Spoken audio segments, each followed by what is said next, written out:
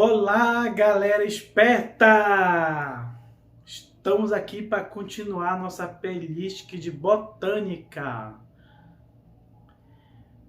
Antes disso, não se esqueça de dar seu like para que o YouTube recomende nossas videoaulas para outras pessoas. Se você é novo por aqui, não esqueça de se inscrever no canal acionando o sininho.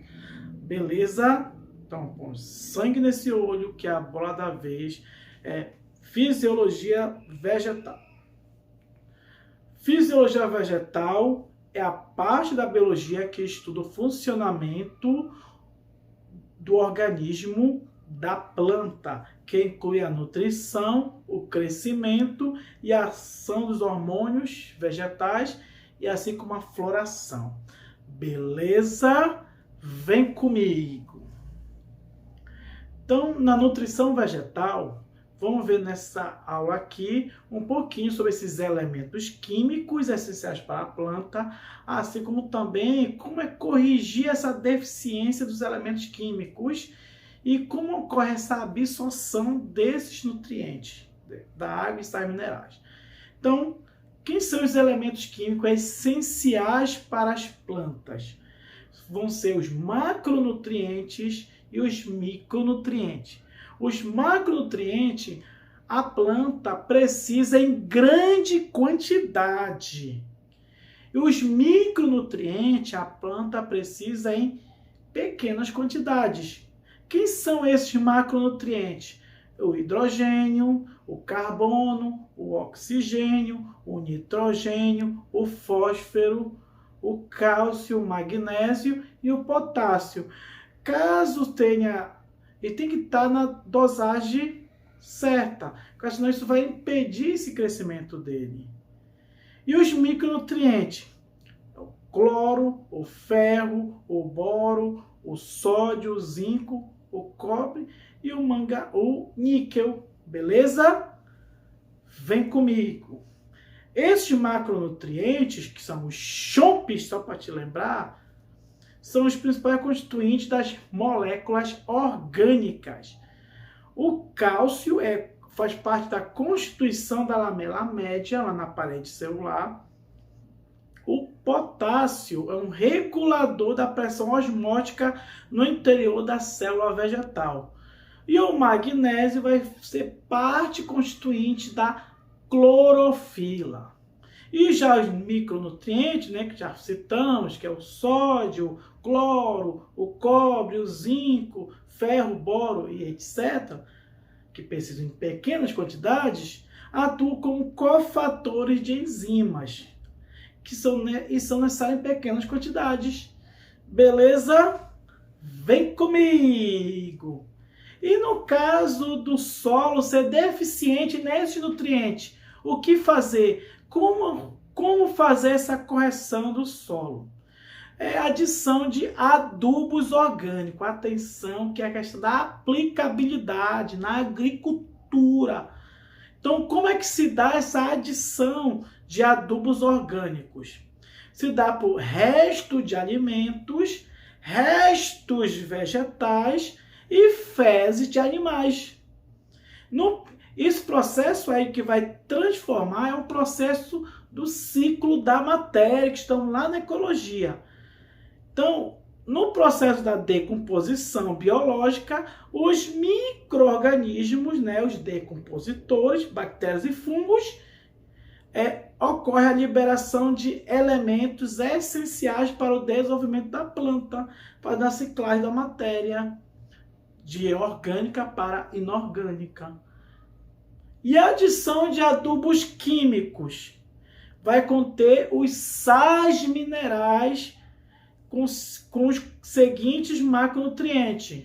Esse adubo químico, olha só, que é o nitrogênio, geralmente na forma de nitrato, o fósforo, ou na forma de fosfato, o potássio, de animais, e possíveis problemas. Agora, assim, essa adubação excessiva, no caso de adubos químicos, pode causar contaminação de lagos e rios, assim como a morte dos animais, por exemplo, peixe, até nós também, gerando diversas doenças, ou seja, prejuízo à saúde humana.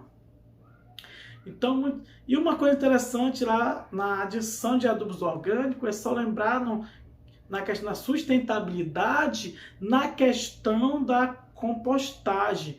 Então, pegar esse resto de alimento, resto de vegetais, fezes animais e, pelo processo de decomposição, produzir o quê?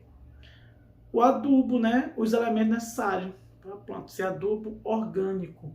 Ou também produzir energia, aproveitando o gás no processo da biodigestão, o biodigestor. Tem a questão da aplicabilidade e assim redução do lixo. Então tudo aquilo que iria para o lixo é produzido adubo lá no processo de compostagem. E a calagem? A calagem, ela aplica-se carbonato de cálcio para a correção de solos ácidos. Ou seja, esses solos que são ricos em alumínio. Então esses solos ácidos é corrigido pelo processo de calagem. Beleza? Vem comigo! Continuando o processo de nutrição vegetal, como é que se dá a absorção desses macro e micronutrientes? Essa absorção desse macro e micronutriente, que é a seiva bruta, que é a água e sais minerais, que acabamos de estudar, o local de absorção é as raízes. Então, ocorre principalmente na zona perífera, você já conhece, que são aqueles pelos que ajudam nessa absorção, e após atravessar a epiderme. Então, a água vai promover em direção ao xilema, via simplasto, passando por dentro das células via plasmodésimo. Então, aquela comunicação das células vegetais na parede celular, de canalzinho, é a comunicação onde elas vão trocar, essa seiva vai passar através da difusão e osmose. E o apoplasto passando entre células. Ao chegar na endoderme, células que contêm estrias, chamadas de caspare ou suberina, ocorre a seleção de sais minerais que entram no xilema, que é o vaso que vai conduzir essa seiva bruta até as folhas. E a regulação de água que pode entrar dentro do xilema. Então vai ter uma regulação de água. Esse processo a gente vai ver mais em seguida. Beleza? Vamos que vamos. Então essa condução da seiva bruta vai haver o quê? Vai ocorrer por uma pressão positiva na raiz e essa seiva bruta vai subir por capilaridade. Então essa pressão positiva que vai sugar. Então as próprias folhas, por exemplo, que estão necessitando de água lá para a fotossíntese. Então os estômatos estão fechados para evitar a perda de água em forma de vapor, então eliminaram. Então essa pressão lá vai fazer com que a água seja puxada lá do solo e vai sendo puxada. É como se fosse lá o mercúrio. E a capilaridade é quando a água vai subindo e uma molécula vai puxando a outra até chegar às folhas. Ela vai subindo por capilaridade lá no xilema. Beleza? Vamos que vamos. A condução da seiva bruta é no sentido condução raiz-folha. Então, essa condução da seiva bruta é raiz-folha. Então, a seiva bruta sobe. Como a água sobe até as folhas? Primeiro, olha só, duas teorias. A pressão positiva, como estava lá no esquema, e a capilaridade. A pressão positiva da raiz contribui, mas não explica. Não explica. Ou seja, transporte ativo de sais minerais dentro do xilema, que é positivo, e a água penetra do solo para o xilema por osmose. Então a água vai vai entrar pelas raízes e chegar até o xilema através da osmose. Muito cuidado com isso. Qual é o problema disso? Nem todas as plantas possuem essa característica, tá, beleza? E a capilaridade também contribui, mas não explica esse processo. As moléculas de água são capazes de subir espontaneamente em tubos de pequeno calibre. Então, essa capacidade espontânea da água subir, puxando uma molécula indo atrás, isso é a capilaridade, é a água subir por finos tubos. Capilaridade que lembra um cabelo. A água ocorre a adesão entre as moléculas de água. Então, a água vai se ligando à outra pelas pontes de hidrogênio e o tubo também ligações de hidrogênio entre a água. E a água também sobe com força de adesão ao se igualar à força gravitacional. Qual o problema? O máximo que a água pode alcançar é meio metro de altura. Tá? Então, cuidado. Então, quando ela vai subindo, uma molécula de água vai puxando a outra, é a adesão entre moléculas. E também tem adesão com o tubo também. Então, é isso que ela vai subindo. Beleza? Vem comigo. E tem a teoria da tensão-coesão, que é a teoria de Dickson. Essa teoria é a mais aceita atualmente. Então, ocorre a transpiração foliar. Então, ocorre a transpiração. O que é a transpiração? É a perda de água na forma de vapor. Se for na forma líquida, lembro da gutação. Tá?